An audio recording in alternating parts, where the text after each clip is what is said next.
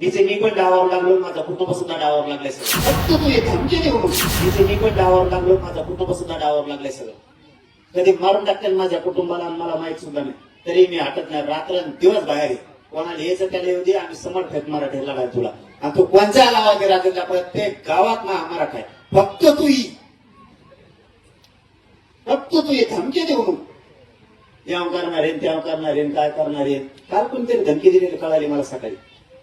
काहीतरी म्हणलं होतं काय म्हणलं रे कोणतरी काल का परवा कोणतरी म्हणलं ना, ते धन्याचं कोणीतरी फड ते खरकटायचं कोणीतरी आलं पुढं. ते मला भंडारा लावून मारून टाकतो. मला तो भांडारा लावला तर कुला काही लाव तू का मारायचं मला? तर गरीबाचं काम करतो,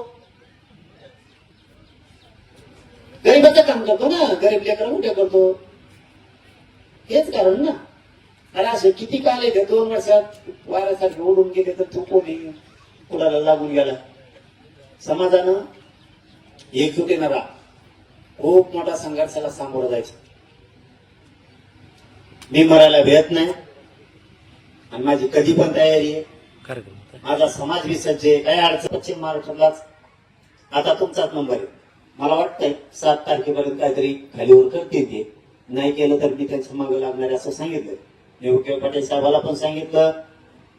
शंभूराजे देसाई साहेब सुद्धा त्या मराठा उपसमितीच्या मंत्रिमंडळाच्या समितीत आहेत, त्यांना पण सांगितलंय. जेवढे त्या मंत्री आहेत त्यांना सांगितलंय की तुम्ही पश्चिम महाराष्ट्राला सातारा संस्थांचा सुद्धा जे काढा. आता वाट बघतो काढतात का नसतं. मी तर मागा लागणार आहे, कारण मी काय भेद करत नाही. महाराष्ट्राला कुटुंब मानलंय.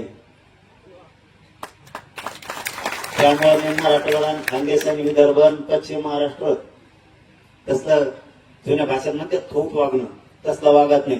सगळे मायबाप समाज माझा आहे या राज्यातला. मी सगळ्यांसाठी लढणार, एकालाही मागं सोडणार नाही. फक्त त्याला दम्माने जाऊ आपण आणि आयुष्याचा मिळू.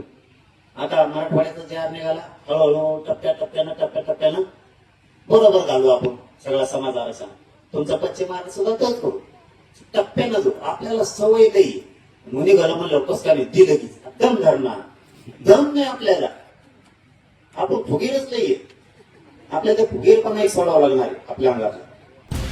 नमस्कार मंडळी, स्वागत आहे तुमचं मराठी एक्सप्रेस या आपल्या लोकप्रिय चॅनलमध्ये. मंडळी हे आहेत मनोज जरांगे पाटील.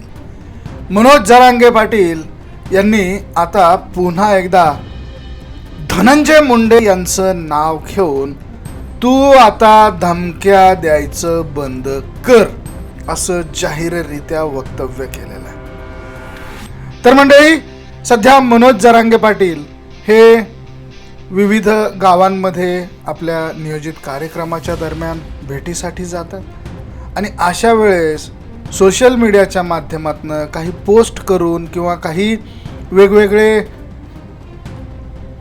क्लुप्त्या लढवून अनेक जण हे मनोज जरांगे यांना धमक्या देताना दिसतात. त्यातलाच एक प्रकार म्हणजे फड नावाच्या एका व्यक्तीने धनंजय मुंडे यांच्या केसाला जरी धक्का लावला तर खेळ खल्लास वगैरे अशा आशयाची एक पोस्ट सोशल मीडियावरती केली होती. त्यानंतर तशीच एक पोस्ट आणखी एक वेगळ्या कुठल्या एका व्यक्तीने केली होती. तर त्या पोस्टच्या संदर्भाने मनोज जरांगे पाटील यांनी ती पोस्ट टाकणाऱ्याचा आणि धनंजय मुंडे यांचा समाचार घेतला. मी रात्रंदिवस घराच्या बाहेर आहे.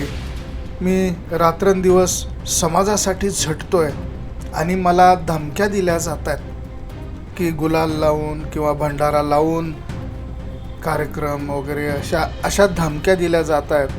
अशा आशयाचे वक्तव्य मनोज जरांगे पाटील यांनी केले.